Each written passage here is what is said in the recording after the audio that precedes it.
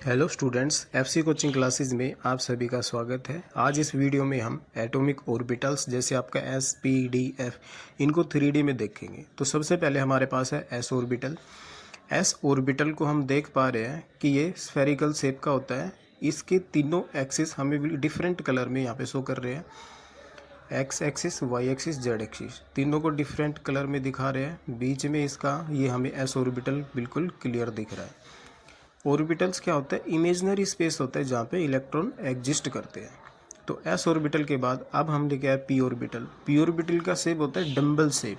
हम देख पा रहे हैं डम्बल शेप है यहाँ पे पी ऑर्बिटल्स की, और वो कैसे एक्सिस के ऊपर लाइज कर रहा है। जिस एक्सिस पे जाएगा फिर इसका वही नाम हो जाएगा। अभी हमने यहाँ पे इन एक्सिस के नाम नहीं दिए, एक्स वाई जेड। इसके बाद में जब इसके टाइप करेंगे वहाँ पे इसके तीनों नाम दिखा देंगे। तो ये हमारे पास पी ऑर्बिटल है। इसके बाद डी ऑर्बिटल आ गया। डी ऑर्बिटल का शेप डबल डम्बल होता है। हम देख पा रहे हैं कि दो एक्सिस के ऊपर इसकी लोब्स प्रेजेंट है, तो हम इसको डबल डम्बल बोल रहे हैं। एक एक्सिस यहाँ पे फ्री है जिसके ऊपर कोई भी लोब नहीं है।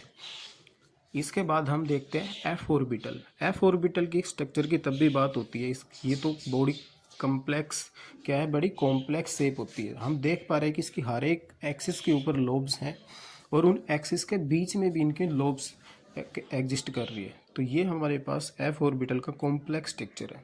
लोब्स दिख रहे हैं, स्ट्रक्चर तो ब्यूटीफुल है, लेकिन हम इसको डिफाइन नहीं कर पाते हैं। बड़ी कॉम्प्लेक्स स्ट्रक्चर होती है। हर एक एंगल से हम आपको दिखा रहे हैं एफ ऑर्बिटल, ताकि आप देख पाओ, इमेजिन कर पाओ। ये इमेजिनरी शेप्स ही होती हैं जिनमें इलेक्ट्रॉन एग्जिस्ट करते हैं। अब हमारे पास है पी ऑर्बिटल की टाइप। तीन टाइप होती हैं, जिस एक्सिस पे जाएगा उसी के अकॉर्डिंग उसका नाम डाल रखा है। तो ये हमारे पास जेड, और जेड एक्सिस पे जब लोब्स आएगी तो पी जेड बोलेंगे। पी वाई एक्सिस पे जाएगी तो पी वाई बोलेंगे। जब एक्स एक्सिस पे लोब्स आएंगी तब हम उसको पी एक्स लोब बोलेंगे उसका।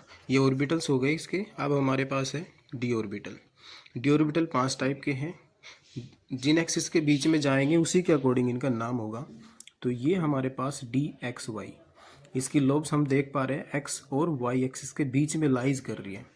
जेड एक्सिस पे कोई लोब नहीं है, तो एक्स और जेड के बीच में है, एक्स और वाई के बीच में है, तो इसका नाम एक्स वाई। अब हमारे पास है वाई जेड। अब इसकी लोब्स कहाँ पे है? वाई और जेड के बीच में तब आएंगी, तब हम इसको डी वाई जेड बोलेंगे। एक्स एक्सिस पे कोई लोब नहीं है, हम इसको बिल्कुल हर एक एंगल से दिखाने की कोशिश कर रहे हैं। इसके बाद हमारे पास एक्स जेड। अब यहाँ पे देख पा रहे हैं कि एक्स और जेड के बीच में इसकी लोब्स प्रेजेंट है। वाई एक्सिस के ऊपर कोई भी लोब्स नहीं है, तो इसका नाम है एक्स जेड। अब हमारे पास नेक्स्ट आ रहा है इसका D X square minus Y square. D X square minus Y square में एक्सिस के ऊपर ही लोब्स लाइज करेंगी, जैसे एक्स एक्सिस के ऊपर हो गई और वाई के ऊपर। इसके ऊपर आई जेड एक्सिस पे कोई भी लोब्स नहीं है, यहाँ पे दिख रहा है। तो हम देख पा रहे हैं D X square minus Y square की लोब्स किस तरह से होती है। अब इसके बाद हमारे पास है D Y Z. D Y Z में एक लोब्स होती है और बीच में सर्कुलर एक रिंग सी अब फॉर्मेशन होता है, रिंग का फॉर्मेशन। ये रिंग हम देख पा रहे हैं जेड एक्सिस के ऊपर है, इसीलिए इसको डी जेड स्क्वायर बोल रहे हैं। बीच में जो रिंग बन रही है इलेक्ट्रॉन क्लाउड है। तो ये हमारे पास डी जेड का स्ट्रक्चर है।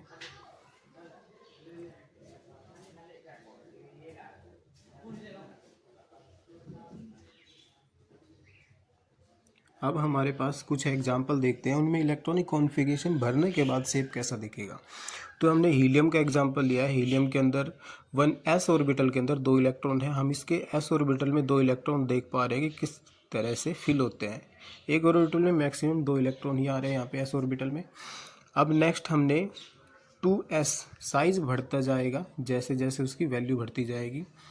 अब अंदर वाले इलेक्ट्रॉन तो यहाँ पे दिख नहीं रहे, उससे बाहर वाले दिख रहे। अब हमारे पास कार्बन का हो गया, पी के अंदर 2 इलेक्ट्रॉन्स आ गए। तो पी लोब जैसे साइज बढ़ता जाएगा वो लोब्स हमें बाहर दिखेंगी। और पी के अंदर 2 इलेक्ट्रॉन, जो आउटर मोस्ट इलेक्ट्रॉन ये शो कर रहा है। आउटर मोस्ट इलेक्ट्रॉन देख पा रहे हैं, अंदर वाले अंदर फिल है। इनर सेल के इलेक्ट्रॉन यहाँ पे शो नहीं हो रहे हैं। अब इसे नेक्स्ट देखते हैं। ये हमारे पास कार्बन के बाद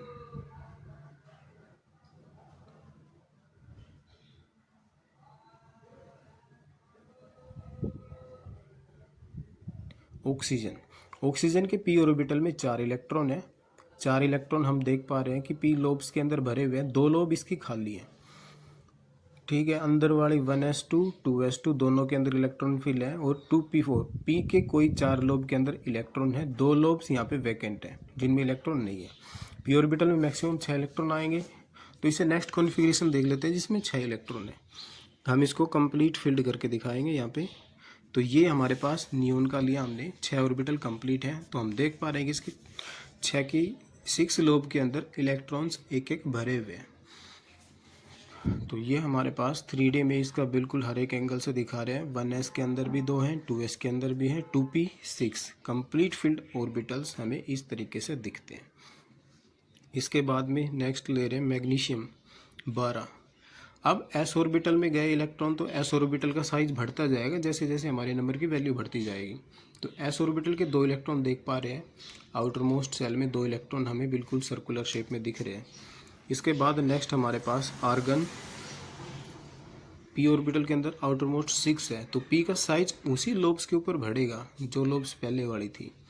अब उनके अंदर क्या है, एक एक इलेक्ट्रॉन आ गए, पूरे 6 इलेक्ट्रॉन फुली फिल्ड है। अंदर वाले लोब्स के इलेक्ट्रॉन हमें दिखाई नहीं दे रहे यहाँ पे, आउटर मोस्ट के सिर्फ हम शो कर रहे हैं। तो ये हमारे पास आर्गन की इलेक्ट्रॉनिक कॉन्फ़िगरेशन एटॉमिक ऑर्बिटल्स में कैसे फिल होती है वो हमें बिल्कुल क्लियर दिख पा रही है। इसके बाद हम नेक्स्ट लेते हैं, आर्गन के बाद एक एग्जाम्पल और लेते हैं।